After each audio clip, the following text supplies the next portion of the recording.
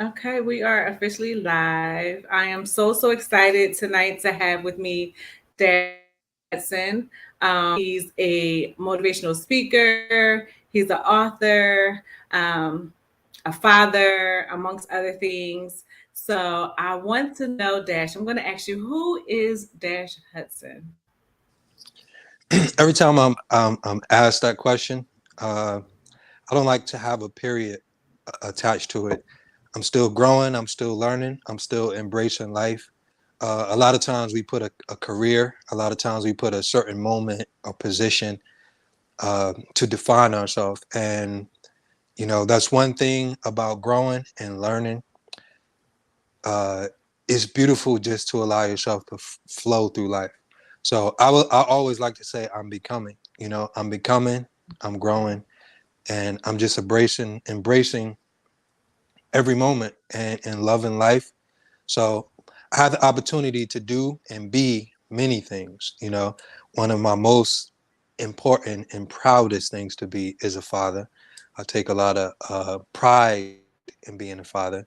It is one of the best, most beautiful, exhilarating, uh, extraordinary, just honest, genuine things to be. It's one of the things that taught me the most. So being a father is definitely one of the most Rubik's cube things about life that you continue to transform, grow, and shape. So being a father, entrepreneur, having the time to travel the world, to see the world, not only with myself but with my son. I'm a son. I'm a brother. I'm friends to many. Um, so on this curve of life, I'm just so many different things, but at the same time growing and learning to embrace the moments of who I am and the moments that challenge you. So I don't have a period to that yet. I'm still growing and challenging myself because sometimes we even become comfortable in certain things, and when we lose the identity of that thing, that's what drives people crazy sometimes because we get so caught up in the characters or get so caught up in our careers, and I try to just stay balanced in it all. I like that. I like there's no period at the end of Dash Hudson because we are definitely always evolving. That's what life Mm-hmm. is about, right? So that Mm, makes definitely. sense. Makes sense. So you're the father of how many? I have one biological son. Okay. Um, but the thing about me growing up without a father, always wishing, hoping, praying that I had a father in my life. Same thing in my environments, in my communities that I grew up in. I had a lot of friends. None of us had fathers, and we seen fathers and everything on television. And that was the conversation around my communities. Father was a bad word. Father was negative. That's all I heard. Whenever I heard father, your father, da da da, it was always negative. That's why even growing up, and becoming a father, I thought I was going to be a horrible father without the opportunity of being. But so many negative energies and stereotypes. So other than the Cosby Show, Urkel, these things, that was the only time we had the opportunity to see a father on Fresh Prince and things like that. So I have one biological son. my son have brothers and sisters, and me and his mother haven't been together for years and years and years, but I'm still like very active as far as the relationship that me and his mother, my son mother built. So literally, I got extended children that I love and value and honor like my own, and they will beat you up if I took. Well, they'll beat me up if I said I'm not their father. So biological that I made one. That's Naeem Hudson. The rest, I have many children, even some of the young men and women that I mentor. But I'm just a father. I'm that energy that's needed in the world. Because, like I say, I used to walk down the block and I used to stare in grown men faces, like wondering if I was walking past my father. So I know how it feels to be that vulnerable. I know how it feels to be that in that dire need of male energy growing up. So father means energy, making sure I'm that hug when I see that young man with a broken spirit, that I give my energy to that. So I'm a father to the absence of that energy. I love it. How important is it? I know a lot of fathers that feel just financially taking care of a child is enough.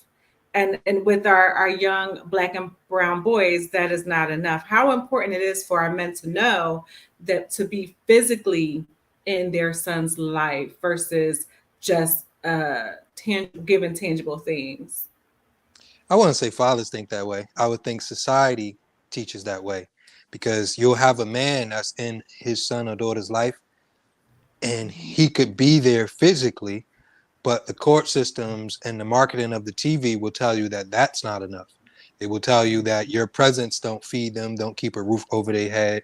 And, life is life. Sometimes you have ups and downs and you have battles, and maybe you're not financially stable, but the world will tell you your time is not enough. Nobody cares about that you could provide a hug. No one cares that you could provide physical energy. If you ain't providing money, then you're a deadbeat. So some men that have the opportunity to just provide financially, and that's how they check the box of you're taking care of your kid. That's what some men do, you know um, but understanding, cultivating, nurturing, raising, being a positive influence, being a positive role model, it's super important to be there, to be a presence, to be a voice, to be a conversation, to be an energy, to be an image, to be a soul, to be an influence, to give your time, to give your words, to give your wisdom, to give your knowledge, right? So that is the number one thing as far as to fulfill the inner fulfillment of what it means to be a father. Okay, thanks for that. I want to go back a little bit. We talked about you not having your dad and how you walk down the street and, we're looking to the face of other men wondering if that was your father. Mhm. How did that affect you as a young man? And not having that father figure in your life, how were you able to kind of transform that thing that was missing into being the father and the giver that you are? Well, to add on to many things, not having a father was just one. I grew up with a lot of pain, and I always say, pain is a language, and not too many of us endure it, and not too many of us like allow pain to settle. I say life come at us in two ways, uh, with information and pain. And the more we don't learn a lesson, the more we don't comprehend the information, we feel the pain of the encounter with life, right? So growing up, I was molested at 6 years old. I was in foster homes. I was in crazy hospitals. I didn't know how to write, read. So I had a flow. I had a sweep under the rug perspective of pain. So much pain that I didn't know what to do with it.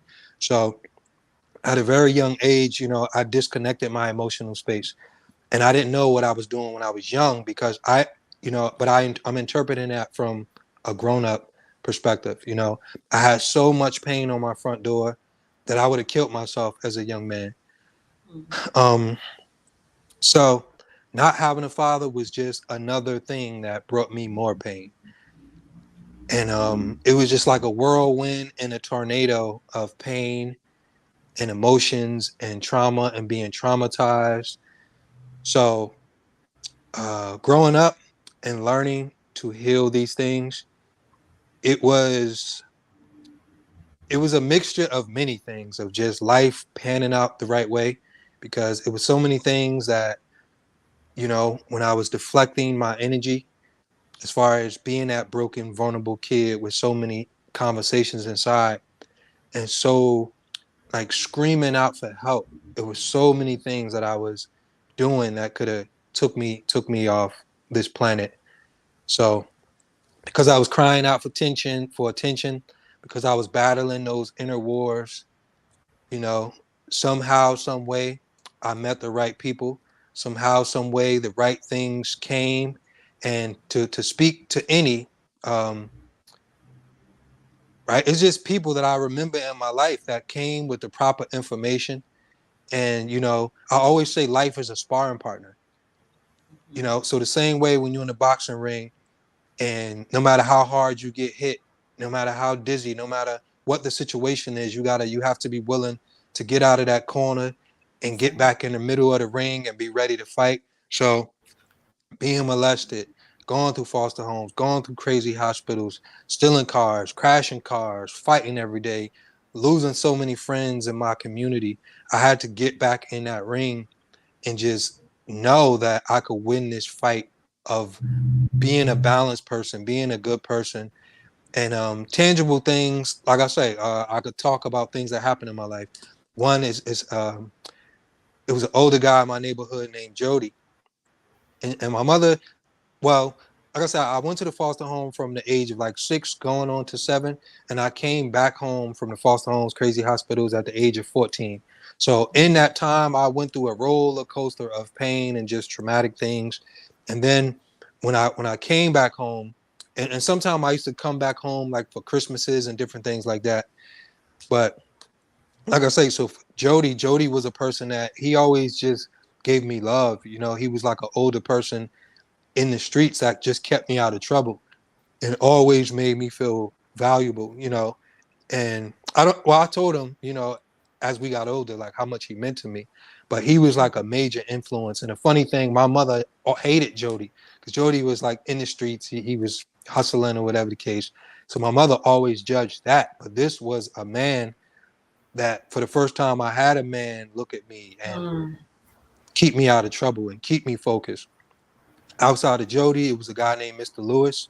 Mr. Lewis was like a big brother program that my mother got me into, and Mr. Lewis will take you to like carnivals, boat crafts, video games, and that used to keep us out of the streets. Well, keep me out of the streets sometime because he used to take us to go have fun instead of being in the streets all the time.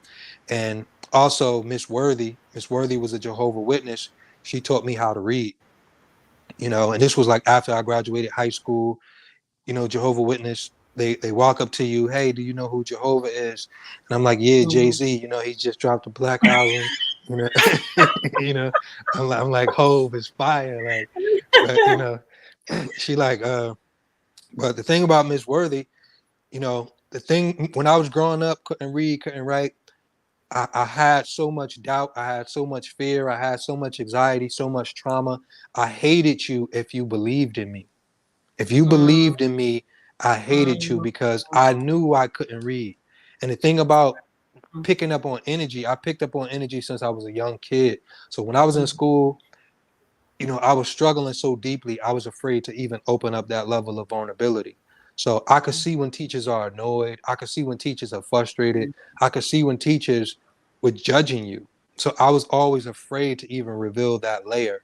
So just like in school where I was throwing books, while I was jumping on desks and, you know, creating distractions so I wasn't exposed, and they would just look at me like the bad kid instead of the dumb kid. I rather the dumb kid any day. And Miss Yeah. Worthy, man, this was a person that I seen patience with. She helped me feel okay. I felt safe. I felt safe enough to reveal that I didn't know how to read dog and cat. And was with me for 2 years, and that finally gave me the skills to learn how to read. You know, and that was a big thing in my life. Once I had the ability to process information between my own eyes and ears. Other than that, it was always TV, music videos. That was my father, my environment. That's what educated me because I couldn't pick up a book and read information into my soul. So Miss Worthy was big and was powerful. And then music, I used to do hieroglyphics because I couldn't write. So I used to do all kind of stuff to write and remember my rhymes. And if I didn't know how to spell a word, I would draw something to make sure I remember a word. So writing and rapping and hip hop was one thing that still gave me a window of manhood and learning. And then of course growing, becoming a man. My son has been the biggest motivator to becoming a man. You know, I always say if a man grew up without a father, he can heal himself by being there for his son. So to learn how to love my son, to learn how to be in his life, to learn how to break those generational curses of coldness, I had to dig into myself to be there. And that was one of the biggest things and the biggest components to my development as a man and a father today. Let me ask you a question. What was that process like, of really looking in the mirror? And for a lot of men that's hard to do, right? So what was that process like for you to look in the mirror and see where your faults were, but then to love them and transform them? Like, how were you able to do that? People, not just men, people. I always say, and my son made a video about this, right? I always say the mirror reflects, but it doesn't define, Mm-hmm. right? So the mirror reflects, but it doesn't define. So when you're looking in the mirror, you have to always ask yourself, whose eyes are you viewing yourself with, Come on. Mm-hmm. right? Mm-hmm. So sometimes we Mm-hmm. look in the mirror, and if I seen the soundtrack of what I heard in my environment, if I see the soundtrack of what people told me, you're gonna be dead at 18, you're gonna be nothing, on top of the stereotypes and then on top of the low self-esteem that I was battling with, because your eyes just allow you to vision, your mind is what allows you to see. So Come reading, on. comprehending information, embracing new information. So when I used to look in the mirror, void of my trauma, because trauma and pain and brokenness will allow the weakest, most vulnerable, broken version of you to start to believe that you are that broken you, right? Absolutely.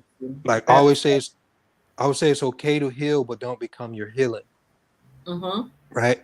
So I used to look in the, well, I never could look in the mirror. I could never interpret myself because I was void of feelings, right? So you need to be able to feel to be able to interpret what you're seeing, right? So when I learned how to tap into my feelings, my emotions, and have empathy and compassion, that's the number one reason you have to be able to feel, because that's how you connect to empathy, right? So instead of being hard on myself, like you're bad, you're ignorant, you're dumb, I was able to see my layers and not the top surface. So the teachers used to look at me like a bad kid.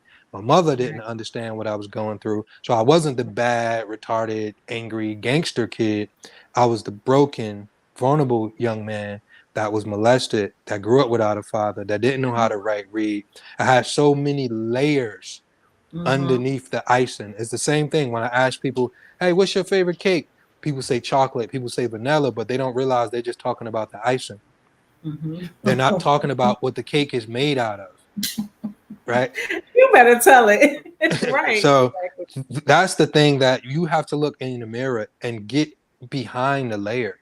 You're not your Yeah. mistakes, you're not your flaws, you're not Mm-hmm. your temporary past trauma, you're not the version of you that just Woo. react out of life. Some of us Mm. just react and don't know how to respond. To Mm. learn how to respond, that's like what pilots do. Pilots go through extreme training so they know how to handle turbulence. Some people Right. just react to turbulence in their life, and then now they judge themselves out of survival mode, right? And Woo. if you made a Something fling desperate spin across the situation, room. Mm-hmm. if you made a desperate situation, a desperate, boom, we come up, we come up, we're struggling, we're broke, we're lonely, we're vulnerable, and some of us make life um, traumatic choices based on the turbulence that we're experiencing in the moment. And the beautiful thing about pilots, man, no matter what just happened in that cockpit, the pilot's going to come on that intercom and go, don't worry about it, guys. Just a little bit of turbulence and we're okay. You have no idea. They Yeah. just survived. They went through a tornado. They almost crashed a plane. And if they told us that, everybody on the plane would be panicking, worrying, losing their mind. Right. But this is where we have to learn and grow from. You have to have a pilot perspective. Don't be so quick to react to things, and don't create permanent decisions off temporary emotions that will stick to your life and stick to how you see yourself. But understand Mm. that it's just a part of life, ups and downs, darkness. So when you're flying through these moments in your life, just stay calm and learn how to find a peace in that current moment. And no matter, it's okay to talk and communicate, but I'm okay, you know. So I'm on the intercom, like I'm okay, and I'm not. If something is going on, I could say, hey, this happened to me, this, but I don't need to take that anxiety. I don't need to take that suppressed energy because this is where we meet one another as well. We put our Mm-hmm. thoughts on one another. We put our pain on one another. We put our frustration on one another. And we meet each other with that energy. You ain't do everything every woman did to me. Why do I got to meet you like that? I ain't do everything every man did to you, you know? Mm-hmm. But sometimes we meet each other with the energy of our pain. And this is where Right. we create conflict with one another. Mm. Listen, I cannot wait to edit this and drop some jewels. I mean, I'm ready to throw this pen across. Like, yes, you are just you're talking some good stuff. Um, I want to do this for the ladies. It was something that you talked about, and it was put your guard down. Every man is not your enemy. Let's talk about Mhm. that. Okay. So This is right for my now, ladies. right now, currently in my life, like I said, like I did so many things. So when I talk about my life, like I said, I've been all around the world. I had opportunity to do many things. So it was a time I was producing music, I was writing music, directing. My background is in directing, marketing. It was a time I was a retail manager. It was a time I was a manager to my son and other artists. So so even now, like from January to now, I probably did like one-on-one sessions with almost 150 people. So I'm always on my device, helping people and guiding people. And that Mhm. journey found me because some of the same information that I needed to get myself out of those dark places is some of the same information that so many people need around the world. And out of almost 100 and something, 150 something sessions, probably 90 something of them was about relationships, you Mhm. know? Mhm. Mhm. And I always break down relationships as human behavior, right? The most basic concept of relationships is human behavior. And sometimes we're dealing with trapped trauma, we're dealing with stored and emotions and feelings that was captured, you know, in our immune system at a young age. Because the thing about pain, pain stores itself the same way as a memory of a song that changed your life, right? So if you got married to a certain song, if you went to the prom, when every time you hear that song, you feel like you got that blue dress on again, and you feel like you got to shake it off, right? You got to shake it off because you feel like you back at the prom, and it might be a trigger because you might be mad at Raheem now, and you don't like Raheem no more. So every time you hear this song, it's a good and bad trigger because you like I hate him, right? You know, but it's such a vulnerable, most beautiful moment. Or if you go think when you were a kid and you remember your mother in the kitchen cooking, and she used to always play "I'm Not Your Superwoman." That's the song for me. My mother used to always play "I'm Not Your Superwoman." So every time I hear that song, I see my mother Jerry curls. I see her little red polka dot shirt, and it take me back to that time, right? So Right. Mhm. trauma is the same way. Trauma stores and pain takes pictures, right? So I Yes. understand for many women, um, it's moments in their life where, you know, maybe your father wasn't there for you. Maybe he didn't love you. Maybe he didn't show up for you, right? So that pain of the moment of yearning and wanting a male's energy in your life and being devastated and being traumatized. Also, we grow up in households where our parents pass down that trauma and pain. Your father's a loser, your father's a deadbeat, your father ain't never showing up. So now you have this pain that your parents are creating a soundtrack for, right? Right. So Mhm. now we have that, women have that pain that you take into romantic relationships. And one of the number one things that I communicate is, for the most part, especially when we start to enter relationships, we don't date people, we date our voids, right? Mm. So I Mhm. always say your preference is usually what you're attracted to, right? Right. So for me, I grew up always wanting attention. I grew up with abandonment issues. So my son mother wasn't a person. She was someone who gave me the attention that my mother never gave me, right? So I was in a relationship with my void, not really my son mother. My son mother, she was beautiful, but the void that she felt in me Mhm. created such Mhm. a deep level of love because it was an absence that I had all the way from my mother. So this is what happens sometimes in relationships. Women are trying to replace that male energy that their father never created. And then now, because you dated a void and your guard was down and you didn't date from your needs, meaning that what kind of male or what kind of man do you need, but you had a vulnerability and you brought man into your life because of that vulnerability. And now when a man hurt you romantically, on top of the hurt your father caused, now you look at that male energy as an enemy, you know. And I'm big on just saying, it's so important that we allow the energy to exist without creating so much expectation for it. Right. I remember I was doing a live and I asked the women on the live and I said, what do you guys think about men? And they were, oh, men is this and men is that, men is this, men is that. And I told Always. and I asked them, repeat everything you just said. Mm-hmm. Okay. Mm. And Mm-mm-mm. when they repeated it, I asked them, do you know how to see men outside of your emotional space? Woo, Dash. Come on here. Yes. Come You on. know, like men Come are on. scientists, men are Mm-hmm. doctors, men are inventors. We're so Mm-hmm. many more things than your ex. Yes. We're so Yes. many more things than your ex. We're so many more, and even you could meet a man that just don't know how to love. He's not disciplined. So maybe Right. romantically, he created pain and trauma in your life romantically, but he could still be a good man. And this goes Right. for women and men. But Mm. in that video, I was speaking to every man is not your enemy. So if you see that male energy, if you see my image, and if just my mere presence trigger you into the pain that's deep rooted from your father and that's deep rooted from your romantic relationships, then you don't give me the opportunity to just share genuine information with you. And from that genuine information, this is how we grow and learn. So even for me, I had to do that in my own life. I had so much trauma already from my mother giving me up to a foster home, and I had all of this pain from my mother. So like I said, already dating from my void, putting all this pressure on my son mother. My son mother, a young lady when I met her. Why does she got the pressure to make sure I'm okay? That's not her job. That's right. She just want to be heard, right? You Mm-hmm. know, so Mm-hmm. I think it's so big for us to learn that. And the reason I speak on relationships a lot, because it's a way to enter people's minds and hearts. And when we fix relationships, we fix families. When we fix Yes. relationships, we break generational curses. Ooh, When we fix yes. relationships, we Yes. break trauma, right? Yes. And that is Mm. what we need to understand. Yes.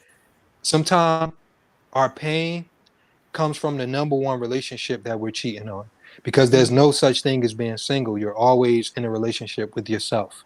Yes. Ooh. And some of us are always cheating on ourselves. We cheat on ourselves, we lie to ourselves, we're not loyal to ourselves, we're not faithful That's to right. ourselves, we don't Right. show up for ourselves.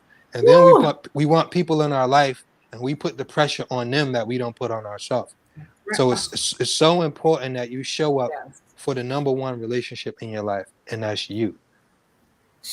Dash. Man, I can't, Mhm, yes. I'm so you touched on so much in to share, like I too, like from family issues and not living with my real mama to a certain age, not even knowing she was my mhm, mom until I say I got kidnapped back to my real family. mhm, And still, as you know, inside families there's colorism. I'm the only light mhm, skinned one, so I didn't feel loved. I was always the outcast, you know, so mhm, I had abandonment issues as well. And I noticed that, you know, as I was growing up and dealing in relationships, that a lot of times I would do stuff to push that person away because I'm like, well, they're mhm. going to leave me anyway, or they're not going to Yeah. accept me anyway, right? And then I got to this place finally at one point where I met this guy, and no matter what I did, he would not go anywhere. Mhm, And one thing that, and I thank him to this day, that triggered in my mind, I just was like, it made me notice my pattern. It made me sit back and be like, wait, where's this coming from? You mhm, know, and I had to do that self healing of a lot of things I've been through. Like we talk about those past, those childhood traumas and stuff, in order to be able to let love in order to love myself, and you know, things of that nature. So when you talk about like, it's always the relationship with yourself comes first. You have to heal Definitely. yourself. You have to, look at, why do I repeat certain patterns over and Hmm. over? You repeat them for a reason, but you got to pause, leave the relationships alone, love on you, get to know you, look at your life realistically, and deal with those. And then and only then will your heart be truly open to what's for you, and will you truly be able to accept what's really for you and be open to it, right?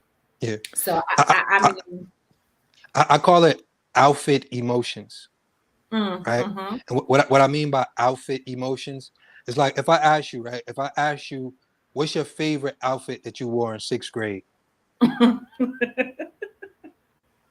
I don't remember.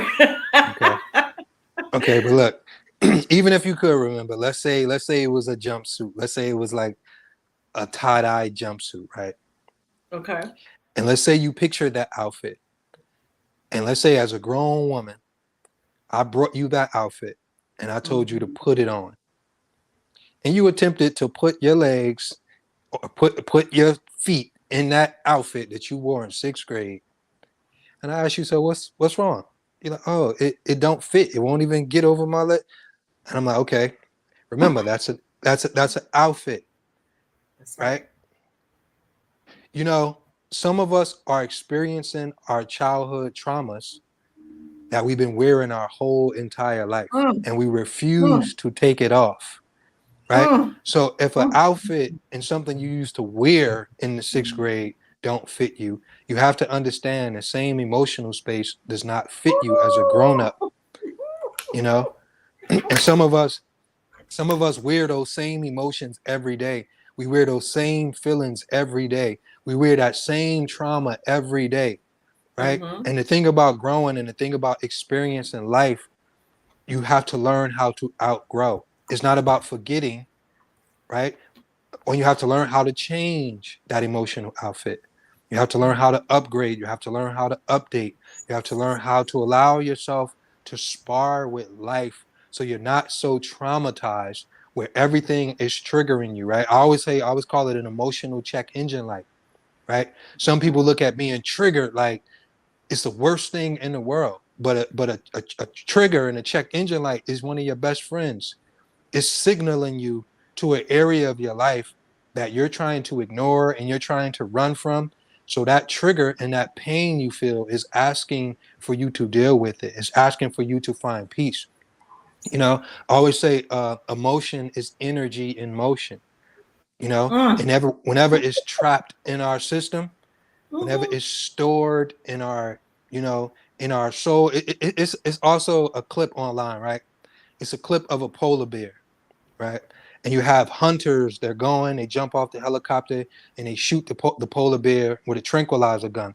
So the polar bear is running for his life, it's running, it's running, it's running, and then it just fall out, boom, it just fall out, right? So then the scientists, they run up, they do what they do to it, you know, then they take the tranquilizer dart out of it, then they leave it alone, right? So after a while, the polar bear just it shake real crazy, it shakes real bad. You look at it online, and then out of nowhere, it just go.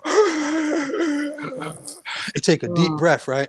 It take a deep breath, and then it breathe, right? But what that video is showing you that the shake and the convulsion was the trauma happening as the polar bear woke up, right? mm, mm. Because remember, when they shot it with the tranquilizer gun, it was traumatized. So Right. when it fell out, it still had the trapped emotions of Right. being traumatized, right? Wow. And then Mm-hmm. when it woke up, it was shaking so much because it was still traumatized, right? Right. But this is what happened to us. What happened to us? We wake up and try to act like the pain don't exist. We wake up and try to act like the pain is not there. So we Mm-hmm. don't we don't go to therapy. We don't talk. We don't know how to be emotionally available. And when you don't communicate trauma, when you don't talk about the things that you've been through, you're holding all of that energy in Right. and That's it's right. storing in your memory. It's something called epigenetics. Epigenetics is the science that your DNA has memory. So not only your mind and your brain And even with our parents pass down their trauma to us. You Mm-hmm. don't only look like your parents. You don't only have their mole or their eyebrows. So epigenetics is a whole nother study that scientists did on rats. I'll run through this real quick, right? Scientists took male rats, they put them in a cage. In this cage, they had electric current on the bottom of the cage, right? So as the male rats grew, the scientists will turn on the electricity, the male rats will jump all over the cage, and every time they released electricity, they would release the smell of cherry blossoms. So the male rats associated the electricity with cherry blossoms. So every time they turn on electricity, all the male rats just jumping around the cage, right? So after a while, the scientists took the male rats out. They put female rats in the cage. But with the female rats, they never released the electricity. They never turned on electricity with the female rats. They only released the smell of cherry blossoms, right? So after Mm-hmm. that, they put the male rats in with the females. They let the females and the males mate. They never released the electricity in that process. They only released the smell of cherry blossoms. So once the male rats mated, they took the male rats out of the cage and they allowed the female rats to give birth. Once the female rats gave birth, they removed the females, right? And then they allowed the babies to grow. And once the babies grew to a decent size, the Mm-hmm. scientists on one day, right? All the scientists did was release the smell of cherry blossoms, and the Mm-hmm. babies jumped around like they were being electrocuted Mm-hmm. without Mm-hmm. electricity.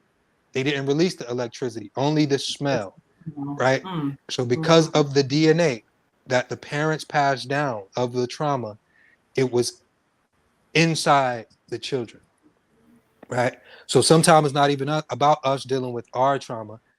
If you don't if you don't deal with your trauma and you're a mother and you're birthing life and you're breastfeeding and you're giving that energy, that is becoming your Yep. daughter. You know, if you're arguing and fighting and yelling and screaming and you know your children are taking that through their eyes, that becomes Yes. feedback. All Yeah. children are, and all we are is feedback. Yes. Wow. You know. Mm. Oh, Lord. Okay. I want to go to another thing that you did, and it was every man is one healed woman away from being a husband. Yeah, that's funny. Like I say, sometimes I just be doing these clips. I be just doing these clips, man, and I No, just be inspired. it's crazy because when I went through your clips and stuff, I the ones that I picked were because it just makes sense. It's like you're going through life, in this space that I'm in. Every those clips, I was like, and women don't even realize that. So I that's why I had picked that. But I want you as a male to talk about that. Yeah, so and it's funny because sometimes I get the energy of the clips that I put out. Sometimes people are not happy, right? So top surface, that's saying like that made some women feel like they were broken.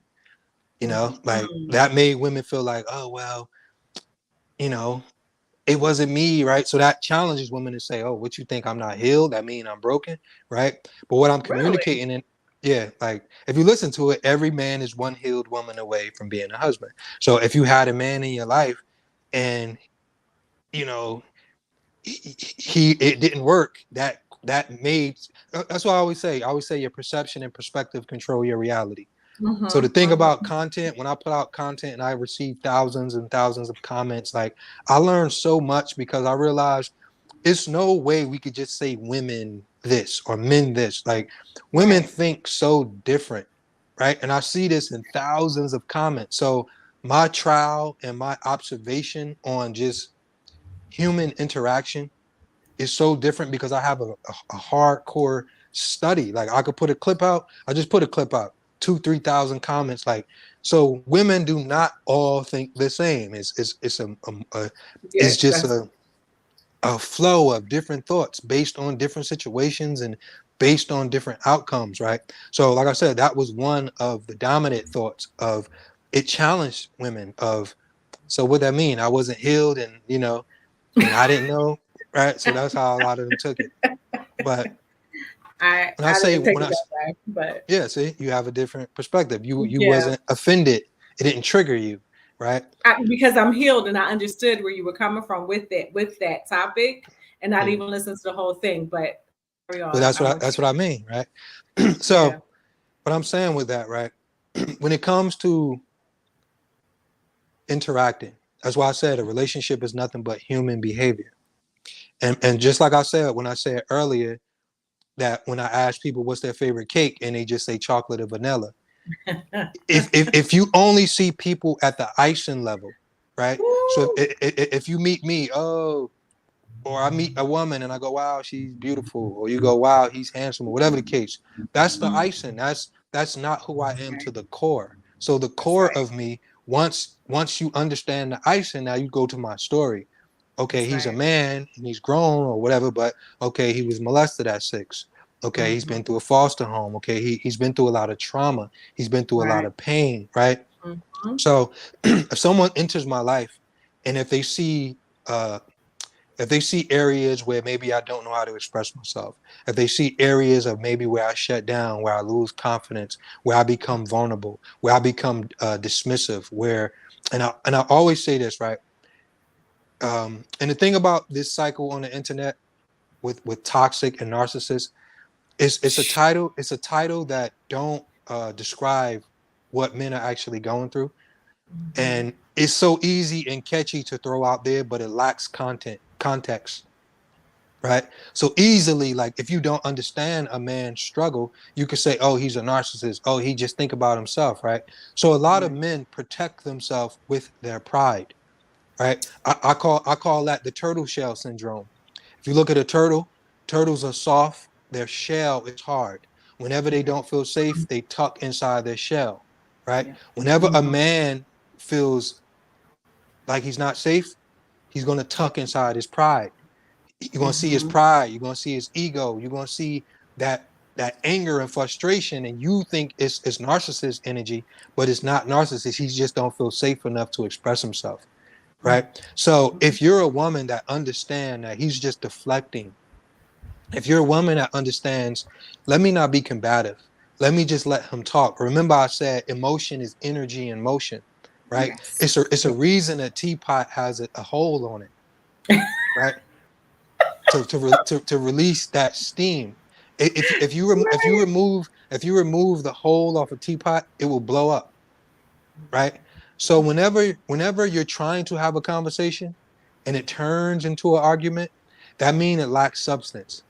Mm. Think about it when you argue. How do you win an argument? I get the last word and how do you win?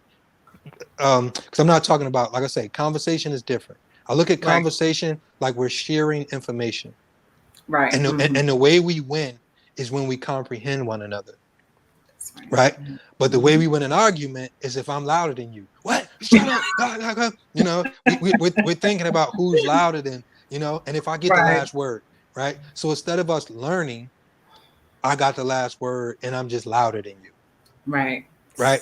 So when I Come on. say a healed woman, right, is a man is one healed woman away.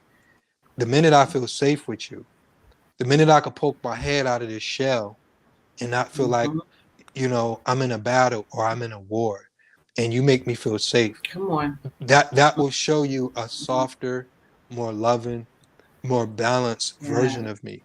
So if I'm in a relationship with a woman that's combative and argumentative, my my insufficiency, my vulnerability is going to be met with shotguns and war, Uh-huh. torpedoes. But if I'm in a Hmm. situation with a woman that's loving, that know how to nurture me, that know how to see my weakness, right? Hmm. Now you're going to draw me to you, right? And Hmm. we like, because it's a difference between talking, it's a difference between going back and forth and then being conversing. Right. Conversing mean I took the layers off, I took the character off, and I'm not afraid to tell you about my most vulnerable parts of me, right? Hmm. And without trust, there's no intimacy, Hmm. right? Mm. So it's people in relationships that Come you know on. it's like it's that thing that say men masturbate with women's bodies. because there's no connection. There's just skin touching, That's right. right? That's But the right. That's souls are right. not connecting. The souls are not intimate. The souls are not one. Mm, And the mm, way you become one with the soul is when you trust the soul that you're laying with. If I think mm, you cheating, if I can't trust you, if I don't really like you or love you or not into you, I'm not releasing my source and my soul to you. So that's the difference with intimate. Intimacy stops the clock. mhm, mhm, Intimacy is like we Bluetooth with one another. mhm. I love it. That's good. That's You know, so. I say that all the time. I say, like, people don't realize when you connect in that way, you're connecting to their energy. You're connecting. So whatever energy that they have, you're bringing that into you. mm-hmm. And I always tell women, you got to be very careful. And then you walk around saying, well, there's no good men. Well, if you keep sleeping with men that you know aren't good and you're connecting to them, you're not only carrying that energy, but you're also like you're carrying that. So you're going to continue to attract that. I call that emotionally transmitted diseases. That's good. That is good. Mm-hmm. Yeah. Like Good. you take that person's energy, you take that person's source because you're opening up a portal. Mm-hmm. Mm-hmm. Mm-hmm. I want to go into um, the right person will make you fall in love with yourself. Mm-hmm. Let's talk about that. I'll talk this picture, right? When you connect with a soul that have information and they could guide you to the wisdom of a deeper part of yourself, right? Mm-hmm. So in my life, right, it's not that I don't like makeup, right? Because it's two things. One is companies that's making trillions of dollars, but then it's a certain part of your life where you could educate yourself and look like you have makeup on. Mm-hmm. Mm-hmm. When it comes to your diet, when it comes to exercise, right? When it comes to understanding that your pores are the mouth of your skin. So when you put things into your body that your body is rejecting, this is how you get acne and dark spots all over your Mm-hmm. face. So Mm-hmm. if I have a woman that I can educate in the areas where maybe she don't know, right? And it's the same thing. Like I want you to take me higher in me because Come on. Mm-hmm. you could see me when I can't see me, Mm. right? And when you're in a relationship with someone, they see you more than you see yourself. So Right. from your point of view, I want you to educate the me that you see, and I want to be able to trust you, right? So the right person, we should inspire one another. It shouldn't be a battle. It shouldn't be a tug of war. I should see a representation of myself on the outside of me, Mm. right? So when I say the right person will teach you and show you and guide you into another level of you, because when we're outside of each other, like it's hard to watch the movie you're starring in. You know, we're the main characters to our life. We Right. sometimes we don't know how great we are. Sometimes we don't know how powerful we are. Sometimes we Right. don't know because like you could connect with a person or see a person and they just like, man, you so beautiful, you so beautiful. And in your head, that little voice, man, he don't see these bags or he don't see this. Is like you think he see your flaws the way you see your flaws, right? Right. Mm. And the people that admire you, the people that appreciate you, they don't. And if they do, maybe they love you. And sometimes we're so critical on ourselves, we won't even let ourselves be loved the way someone else love us. We'll always have to interject with no because this, right? No because this, right? And we're Yeah. always trying to give someone our pain, and we want someone to understand why we feel the way we feel about ourselves. When you've been with you every day. You just like, you know what I'm saying? But when you come Right. in contact with a person that just may value your energy, your energy just may be that puzzle piece that they've been missing their whole entire life. Mm-hmm. So all it takes is their inspiration. All it takes is that connection to that person that completes you, right? And sometimes we are lonely. Lonely means Come on. we're always antennating for another energy. Mm.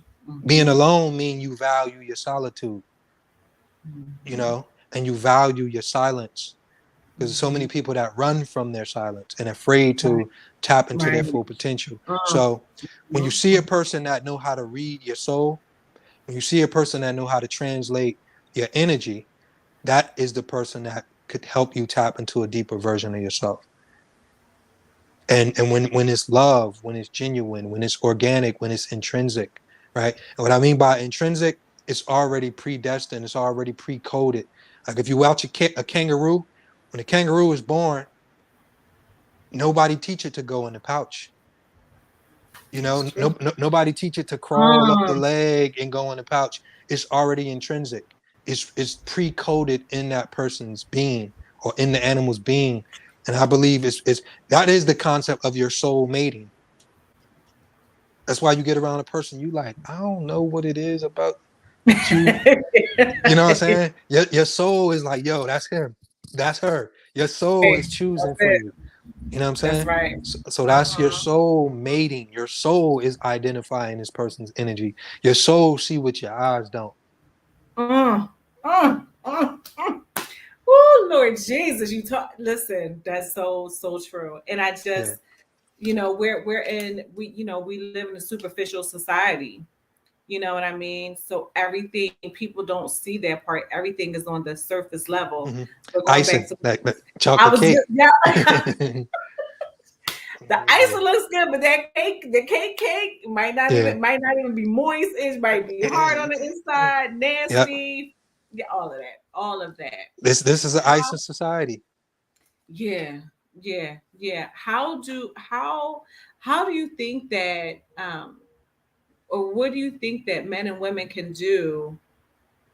I mean, I have a few suggestions, but what is the first step, would you say, or the first two steps that men and women need to do to start the healing process so they can start allowing love in, start loving themselves? And what do you think? What are those steps for like our audience? Like what steps would you tell them? Okay. It's a quote that Russell Simmons said in the book. The book was called Do You, right? And Mm-hmm. this quote, he said, needing nothing attracts everything. You know, like that hit me. Like Needing that. nothing attracts everything, right? Yes. Because when Whew. we interact and when we encounter an energy and we already have a motive for it, Mm. we stunt the growth of that energy, Mm-hmm. right? And Mm-hmm. most of us don't have a true genuine we don't have Mm. true genuine encounters with the opposite sex outside of our emotional space or our sexual space, right? Mm-hmm. So the minute I bring you into in my life and I have an agenda for you, we Mm. stunt the growth and the possibilities of what we could bring to one another, Mm. Mm. right? Mm. So Mm. that's one thing that I had to do in my life. I had to look at the whole thing, right? So, okay, my mother, I grew up with this energy and I had this pain and hatred towards my mother, and my mother's my best friend now. Along with my healing and my information, I was able to bring to my mother and even grow. I got a joke with my mother. I tell my mother I'm the first man she ever met, right? Because I'm a man now, right? So I could see men. And now when I look at my stepfathers, I realize, and no disrespect, I love them, but they were males. They wasn't men, right? Man means like you reached a certain level in discipline and information and wisdom and knowledge and focus, right? To reach manhood, that's a different energy. That's not lost. That's not broken. That's not shattered. That's not needing attention. That's not operating from your ego and being self-centered when you reach manhood. So, that's why I be playing with my mother. Like I'm the first man. Like, and now like I'm like me and my mother is allowed to just be open. It took a lot of steps to get me and my mother where we are today, but Right. we had a great place. So this is one thing I had to say. I said, where did 90% of my female interaction come from? Okay. So if you bring my mother in my life and my sisters, and then now, right, the number one thing that programmed me on women was music videos. Music videos was my father when I Mm. grew up because I didn't Mm. have I didn't have male figures in my life. telling me what women was, I used to watch the highlight of my life was Ain't Nothing But a G Thing video. When the woman was at the thing and they pulled the woman's shirt up and it's like, You okay, showing your age, Dash. You showing your age. hey, so I'm telling you, when I was a kid, Yeah. that's what I was seeing, so I had a prop mentality, meaning that women were just an object, right? When a director say, bring the cars out, bring the alcohol, okay, bring the women out, right? Right. So what women was to me, they was just okay, sexual. So if you were sexy, then you were a woman to me. And that's why I was trying to bring you into my life without understanding that women are so many different things. And Mm-hmm. when I learned that valuable lesson of people are only going to reach the potential of the energy that invited them into your life, Mm-hmm. right? So instead of having a sexual energy, and this is the only reason I invite women into my life, I need to encounter more women, more mothers, more love, more honesty, more freedom. So I didn't want to put the pressure of every time I interact with a woman, it got to be physical. Every time I interact with a woman, it got to be because I like her and I got an agenda. And I just let pure energy into my life. And I didn't need anything. I wasn't trying to talk to you. I wasn't trying to manipulate you. I wasn't trying to make you mine. I wasn't like putting that pressure on you to stunt the growth of our encounter. And that Mm-hmm. taught me so many valuable lessons because I got to see the difference between young ladies that was battling and struggling and that was traumatized to a healed woman, you Right. know, a healed, balanced, focused, dedicated, educated, healed, full woman, and not a Mm-hmm. woman from the perspective of already living in a deficit, because a Right. woman in a deficit of yearning for that father's energy or yearning in a financial struggle. So now she's dating her finances or she's dating a void. So this is where we're meeting one another. Come on. You got you Right. got you got men that met women that was into their money or into their finances, but that's not all women. You have women that have this pain so when she get into a relationship and even though she love you, she's going to cause you pain and she's going to not know how to channel that energy of love, and she's going to look at you as an enemy because the vulnerability of the love that she had for you is going to turn you into an enemy because she's going to fear the fact that you're going to leave her one day. So even though she love you, she's Mm-hmm. afraid of you leaving, right? So I was able to just meet every level of womanhood, and that Mm-hmm. educated me in a sense to just be free, to just be open, to not only be able to engage with women to where they were able to meet a level of man in me that they never seen before. Mm-hmm. And sometimes we grow based on the bar that's set in front of us, Mm-hmm. Mm-hmm. So even with me, like, me raising my son and being a single father, like I connected with women and it was like, wow, I was like a glitch in the matrix. Like, I don't know no man. I don't know no man like this. you know. And then when I was No. around, and that's the most dangerous weapon that I learned. When Mm-hmm. you around a woman and you don't want nothing, sometimes it make a malfunction, you know, and it's like what, Mm-hmm. and that is the elevation sometimes, like because I think it's a turn on. When you're around a woman and you're like, man, like, because it challenges a woman, like, how do I get to him then? If I can't use my body, then what does it take? I don't know how this one work. Like, Mm-hmm. because that energy is the manipulator of everything. Like once a Right. woman can control you with that lust space, Mm-hmm. and she's used to, because that energy will always challenge you. Because a woman to go, oh, if he ain't into me, or if he ain't calling me every day, or if he ain't in my inbox, then he don't like me. No, maybe he like you, but maybe he's actually intrigued to a higher energy. And maybe Mm-hmm. his lust space is as thirsty as the dude in your inbox with 100 inboxes, but maybe he not coming at it like that, Right. you know. Mm-hmm. So that is Mm-hmm. another level of like, and I don't abuse that. So I learned that that's a weapon. Like when you around and it's like, nah, I'm okay, I'm good. I don't want anything, Right. and that man is gonna be totally different because, like I say, in my life, like I just have like so many women in my life, and it's not romance, and it's not I'm trying to be Right. or do. You know, I could talk to a woman one time, and like the level of the conversation could be the most intimate level Mhm. of energy she ever felt, and I ain't even touch her body. You Mhm. know, Mhm. Mhm. and it's like Mhm. that exchange of energy is just because of the depth that Right. that that I live with. So that's what I would say. You know, allow yourself to encounter, to embrace the Yeah. male energy without expecting it to be what you thought your father should be, your boyfriend, or and just allow that energy to sit and nourish you and grow you. And that's when you'll be able to see the difference between a Mhm. broken male, between a man that's a man physically, but he's still battling a little boy that's trapped inside of him that he never confronted, you Mhm. know? Mhm. And it's like, so that's why I say, you know, needing nothing attracts everything. Don't get into Love it. that energy and want to demand and want it to be this and do that. Just let it be. Let it I love grow. it. Let it teach you. Let it nurture you. Let it become.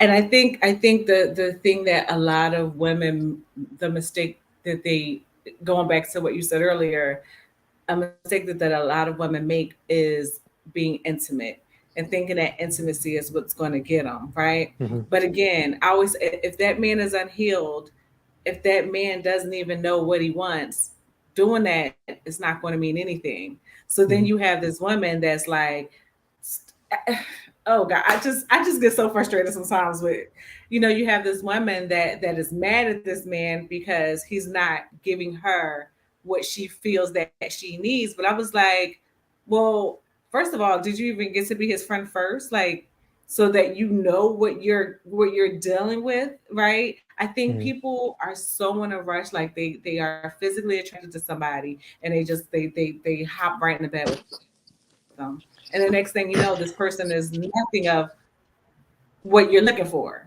right? And I think people have to slow The down. icing Let come me be off. friends. Yeah.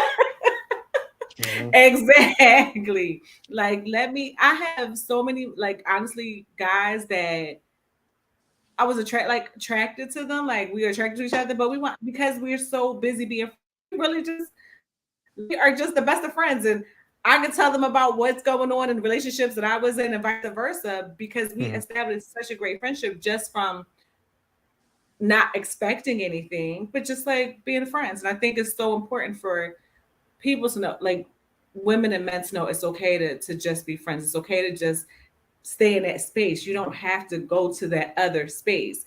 Going back to also what you said, needing nothing attracts everything, right? If you're happy within yourself, if you're healed within yourself, what you're going to get, that same thing is going, that what you are is what's going to come to you, I feel, right? Yeah. And it's important. It's important. Like I just thought about this. Like, what's the use of a mop in a refrigerator? You know, it don't belong. You know, Mm. so when we're in and out of one another's life, like I believe we meet the right people, but we put them in the wrong place. You know, so the man that came into your life that you were supposed to learn from, that was supposed to educate you, and you two were supposed to spar with one another. Because I would say Mhm. life is your best sparring partner, right? And you Mhm. think about intimacy, like intimacy will ruin a great friend, right? Yes. Because the minute it Mhm. becomes sexual and it's like, okay, now those high Mhm. level conversations are just dumbed down into that Right. physical. And I'm not here to knock that. I understand how powerful the physical space can Of be, course. especially with high energy, right? High energy, high frequency Absolutely. with with with Absolutely. um with two souls that, like I say, I would say Bluetooth. That energy could be like I've that been there. I energy. know. Yeah. Yeah, that energy could be But like I would definitely yeah. say we knew relate we are the we are like we're the best of friends. Relationship wise, we never about it, but we're the best of friends. Our energies are so connected, right? Where I can also sense something's up, like what's, and I would just text them like, "Hey, is everything okay?" That's that Mhm. connection. But we also we just we let's just put this way. I understand That exactly what you're that's saying. I call that, the Walmart. slippery when wet relationships. Meaning, like, you got to put up this yellow thing right here because it's like you get in the wrong aisle and it's like, oh, we just was friends and when we gonna stop I know. this? But I will say this: the realness of it was that we knew What it we was. knew exactly that we were not going to be able to be in a relationship with each other, but Yeah. because we were so connected as us, like souls were so connected that Mhm. we are friends. But we slipped, Yeah. slid, Yeah. okay, Well, like but I it was say, if you ever see when they mopping in Walmart, they got like 4 employees around it because they realize, like, okay, somebody gonna try to make some money. Somebody gonna try to come over here and fall. So when it's slippery and wet relationships, you're like, man, this person energy is so powerful. They just get me. They right. just and you could think, hey, come over, let's just talk, and then it ain't. Never works. Yeah. But the thing is, you have to put a hard stop. Like, Yeah. okay, it happens, but you got to put a hard stop, especially when you intentionally know what you're looking for, right? Yeah. What you're looking for. So it was a hard stop, Yeah. definitely a hard stop. And I think a lot of like we have to learn to do that. We have to learn to do that because you can't change. You're not going to be able to change anything if that Yeah, makes sense. the dynamic of the Correct. relationship, and you got to ask Correct. yourself, what's benefiting you more. Like if you interact with this person and you learn, and your soul is woke, and you're receiving so much wisdom and insight from that relationship, you're trading. Okay, Yeah. once we become physical, then we get Right. emotional, and then you allow all those other information, energies, and now you're thinking about trying a relationship, and now he gotta call you. Without Yeah. the level of intimacy, then there's no expectation on it, right? Correct. And when you two talk, you just talk. But now when it Mm. become intimate and you fall, now it's why you ain't called me and I thought you was gone, and now it become Right. draining, become Correct. draining, it Correct. become demanding. Correct. Agree. Agree. Well, Dash, we are over time, man, and great conversation. And let me just type in the chat, like, where can people reach you at? So right now, currently, I'm literally in building mode. And the funny thing about my content and everything, like I only been on TikTok. That's crazy because we didn't even get into my son and all my other stuff because usually that's what people want to talk about.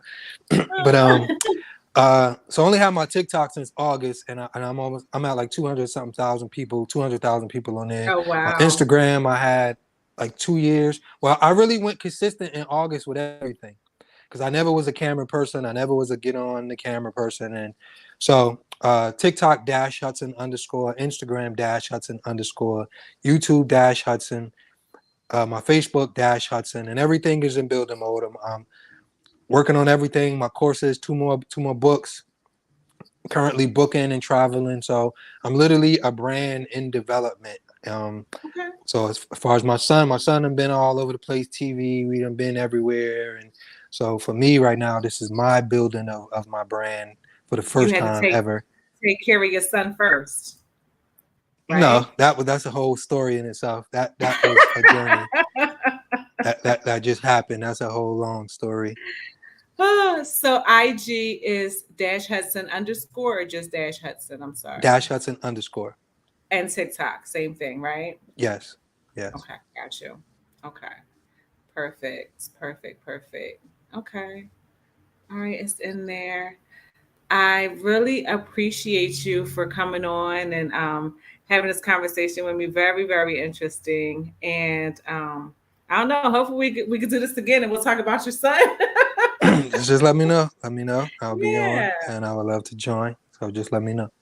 I will. I will. All right, hold on 1 second.